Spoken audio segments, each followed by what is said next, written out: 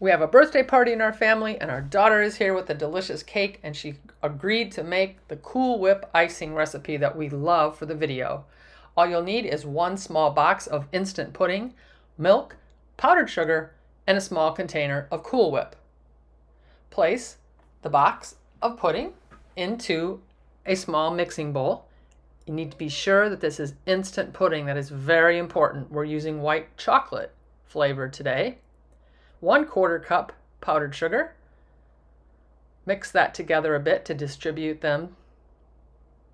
Add 1 cup of milk. We're using 2%. So we just mix on low speed just until mixed, and then we let it sit for 3 minutes, right, Jess? Mm-hmm. Okay. 1 small container of Cool Whip. This is one of the best frostings ever because it's not ultra sweet. It will remind you of a frosting from a cake like from Walmart, Costco, Sam's Club, that kind of a cake. So you simply fold that. Now, we used a white chocolate pudding mix to make a sort of a vanilla flavored frosting. If you use vanilla pudding mix, it's more yellow. So one of the tips I read was to use the white chocolate. It doesn't have quite as yellow of a coloring. You could also use any flavor of pudding, coconut, chocolate, lemon, whatever you would like. So it stays pretty thick, doesn't it? Spreadable. Mm-hmm. I assume you could put this in the refrigerator if you didn't want to frost it right away. For sure. Okay. Mm-hmm. So the idea is obviously just to fold it to get as much of the color mixed in. And make sure, you fold it so you don't get rid of those air pockets in there, so you don't deflate your Cool Whip. And that looks pretty good. Looks pretty good to me. And when you're frosting a cake and you want it to look nice, when you start to frost, you can start to get frosting on your serving plate. So by adding some parchment on the edges like that around where your cake's gonna sit like this, you can frost and get really on the edge of the plate, nice down low, and then when you're done, you can pull the parchment out so that you have a nice clean plate underneath. Fantastic idea. So we'll start with some for the middle of our 2 round pieces. So we'll just start with a good amount. It makes a lot. Would you say it probably makes about 4 cups? Yeah. I would bet. So you can be really generous in this middle stage. You're not gonna run out for the outside at the very end. So you can be really nice and generous in this middle part. And unlike buttercream, it's not like super sweet. So no, you will want more of this for sure, not less.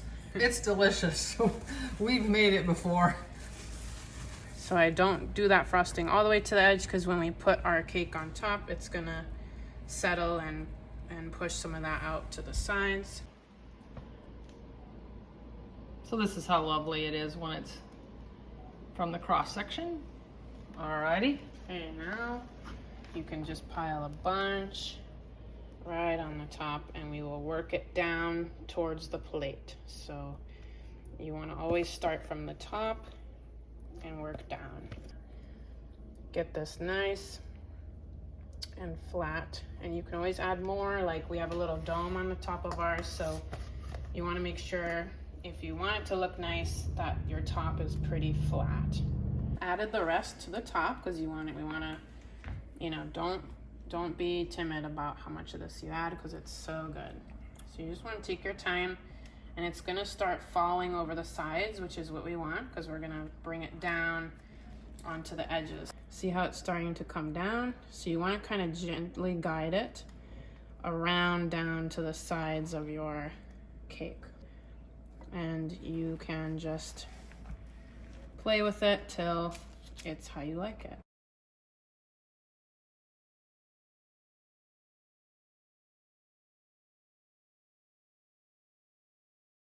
So what you can do now is take one of your bench scrapers, or so, the kits come with these different decorating tools. Lightly go around. Just literally take these pieces like this, pull them out, and you see how easy that is. See how clean. Oh my gosh, it's so clean.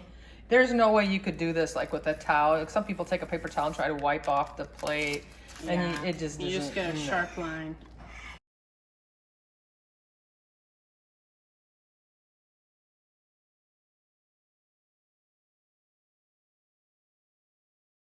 Okay, so our lovely cake has been in the fridge for a while. You don't have to do that, but we do find it tastes really good a little chilled.